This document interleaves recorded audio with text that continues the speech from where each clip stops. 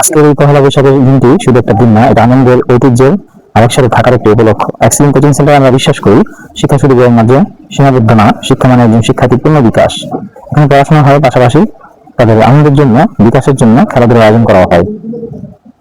আজকের এই আয়োজন সেই বিশ্বাসের একটি অংশ। দেখুন আমাদের শিক্ষার্থীরা কত আনন্দ নিয়ে দিনটি উপভোগ করছে, তাদের হাসি, তাদের উচ্ছ্বাস, এগুলি আমাদের সবচেয়ে বড় অর্জন।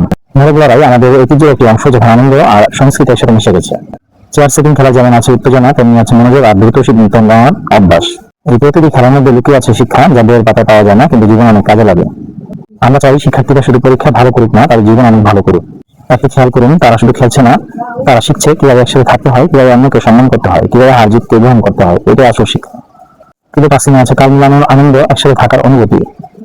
এই ছোট ছোট আনন্দই একজন শিক্ষার্থীর মনে বড় স্মৃতি তৈরি করে। যখন তারা বড় হবে, এই মুহূর্তগুলোই তাদের মনে রাখবে। আর আনন্দের এই মুহূর্তগুলিতে আরো সুন্দর করতে রয়েছিল কোল্ড ড্রিঙ্কস, আরো ছিল সবার পছন্দের ফুচকা। ফুচকাগুলো এত চমৎকার বানিয়েছিল, প্রত্যেকের ফুচকাগুলো পছন্দ হয়েছিল। বেগুনিয়া ফুচকা, এছাড়া আরো ছিল ঝালমুড়ি, একেবারে জমে ক্ষীর। এখানে শৃঙ্খলা আছে, আছে যত্ন, আছে দায়িত্ববোধ।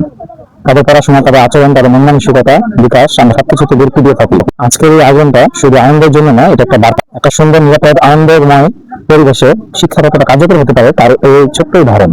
যারা আজ এখানে আছে তারা এই অনুভূতিটা বুঝতে পারছে, আজ যারা নেই তারা হয়তো দেখছে। দেখুন, শুধু আয়োজন করলে হয় না, শিক্ষার্থীরা কতটা আনন্দ নিয়ে উপভোগ করছে সেটাই আসল। এই হাসি, এই তৃপ্তি, এগুলি আমাদের পরিশ্রমের সার্থকতা। ফুচকা, ঝালমুড়ি, ফল, ঠান্ডা পানীয় সবকিছু তারা কতটা আনন্দ নিয়ে উপভোগ করছে দেখলেই বোঝা যায়।